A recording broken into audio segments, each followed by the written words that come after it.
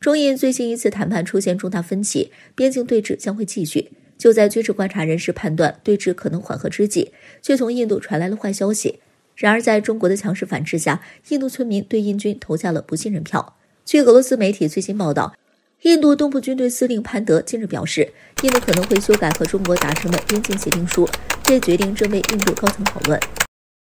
潘德所说的边境协定书是指通过中印双方共同协商签署的地区实际控制线沿线军队指挥议定书。该议定书是两国军队在争议地区开展行动的依据，是管控冲突、维护边境安全的共同准则，是套在中印双方边防军官头上的紧箍咒。显然，从印度的表态可以看出，印度准备单方面撕毁改变边境规则。印军单方面破坏双方军队指挥议定书，可能让边境冲突失去控制，责任完全在印方。印军胆敢在边境冒险，解放军必然会迎头痛击。随着寒冬将至，中印双方都在积极向高海拔地区运送物资。由此看来，这个冬天注定不会太平。据媒体报道，在争议地区，印度军队在沿线部署了3个配备 M777 超轻型榴弹炮团。作为反制，中国解放军也向高海拔边界部署100辆先进的远程火箭炮。随着印度在边境线上的扩张行动越来越强势，通过和平谈判解决边境问题的可能性越来越低。有军事专家分析，在军事装备和军队机动方面，解放军占据绝对优势，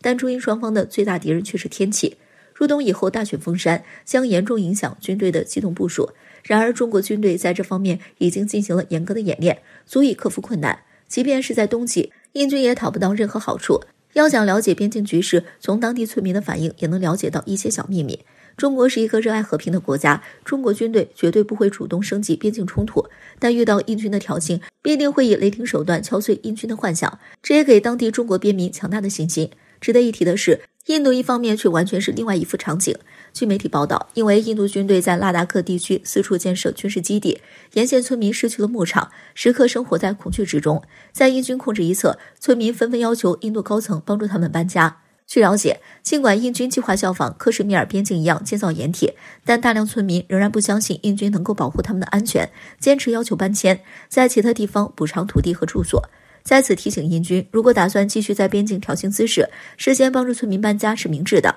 一旦解放军有所动作，搬家的将是你们的脑袋。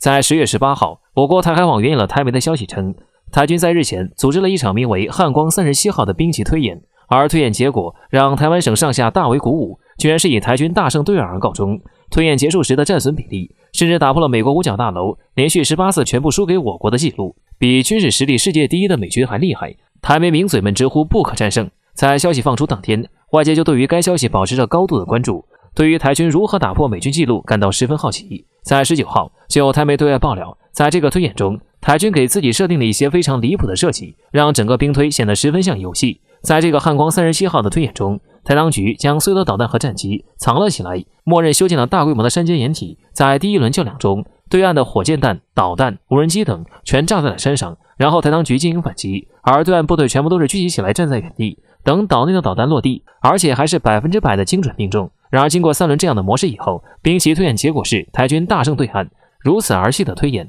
着实是把围观的吃瓜群众们看得十分震惊。虽然在一开始大家有心理准备，知道里面肯定是有点特殊的幺蛾子，但是没想到会到这个程度。有观察人士就指出，这是把战争当作回合制游戏了，对面站着不动等你打。理论上来说，台军这个藏起来的思路好像没什么问题，但最大的问题就是台军准备什么时候藏起来的，让导弹部队和战机全部部署在山间掩体。那么首先就要一个大规模的山体挖掘工程，但那么大工程，真当大陆的卫星是瞎的看不见吗？2发钻地弹不就直接全带走了，连打扫战场加掩埋的工作都不需要做了。而且要藏起来也是事先就要藏，那么势必会产生高昂的维护成本，而且为了保密，人员流动势必受限，时间一长，哪怕我军不动手，台军那帮草莓兵都要闹起来了。值得一提的是，也有网友爆料，岛内一些人可能是真的相信自己这个奇葩战术的。岛内此前曝光过，在北部山区进行过一些大规模的修建工作，至于是修什么不得而知。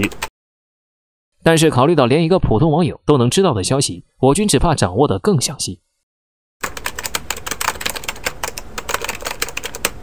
在10月19日，巴基斯坦黎明报对外报道，巴基斯坦三军公共关系处透露，在上周，也就是10月16日的时候，巴基斯坦武装部队海军在与印度相邻的海域附近发现了一艘正在偷偷入侵巴基斯坦海域的印军核潜艇。需要注意的是，尽管印巴在边境地区打得头破血流，但是在明面上的和平状态还是在遵守，其中就有一条不得利用核潜艇入侵他国海域。不过，因为巴基斯坦在海上力量的弱势，导致印度基本是肆无忌惮地破坏这个条约，除非自己失误出问题，不然巴基斯坦也找不到。然而这一次入侵的印度潜艇却没有那么舒服了。从巴基斯坦公开的消息，在该潜艇第一次入侵的时候，巴基斯坦的海军就发现了该潜艇，并迅速派遣海上巡逻机将潜艇赶到上浮撵跑。然而在海上巡逻机返回之后，丝毫不觉得自己早就暴露的潜艇又开始掉头进入巴基斯坦海域，依旧被抓到。而如此没皮没脸的行为，印度人一共来了3次，这就导致在巴基斯坦放出的视频里，该潜艇显得像是被撵得到处跑一般。巴基斯坦在放视频羞辱对手之外，还十分调侃地表示，印度潜艇在执行某些不可告人的秘密时，表现出的专业能力和警惕性显然不那么强。同时也表示，印度对于遵守于他国的承诺方面存在着可悲的阴谋。有细心的观察人士倒是注意到，巴基斯坦并没有明确表示到底是什么装备发现了印度潜艇的入侵。这些装备或许在未来可能到来的战争中让巴基斯坦赢得先机。而印度因为自己的工业水平实在过于特殊，导致不得不从外部进口，但在当前的国际环境下，印度可能也很难凑到足够的资金，等待足够的时间去买新的潜艇。为此，巴基斯坦很可能已经掌握到了印度水下部队的声纹状况，这一点对于印度的潜艇部队来说将是致命的一个威胁。实际上，在2016年、2019年就分别出现过一次印度潜艇被发现并驱逐的事件。从一些阴谋论的角度来看，很可能巴基斯坦早就摸清了印度的潜艇数据，这样才能在对方刚刚入侵就能第一时间抓住。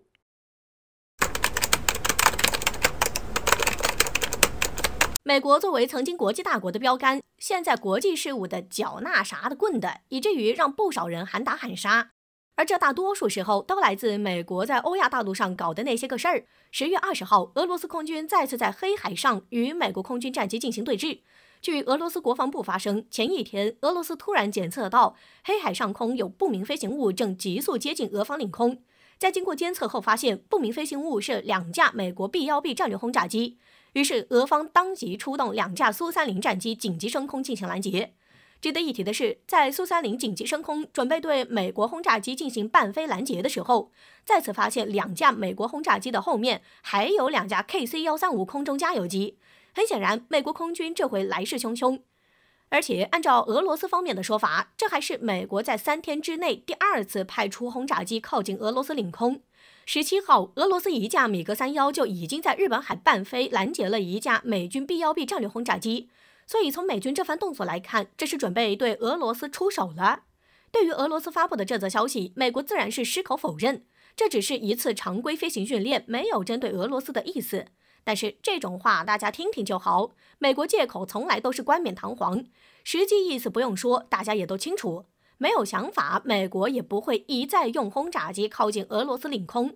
然而，作为战斗民族，俄罗斯向来是有仇报仇，从来不过夜。这次也是一样，不给美军一点反击，还真当俄罗斯是病猫吗？所以，美俄空军再次在黑海对峙的时候，苏30就掐点直击 B-1B， 明确对美国发出警告。根据俄罗斯方面公布出来的视频显示，俄罗斯军机的靠近正好是在美国的空中加油机给轰炸机进行空中加油的时候，而轰炸机在空中加油的时候，正是其防御薄弱的时候。这个时候，任何因素都有可能影响到飞行安全，例如突然靠近不减速，或者不断靠近离开，靠近离开，重复这个过程让美军机分散注意力，甚至突然一个失控走火，美军轰炸机就只能下去了。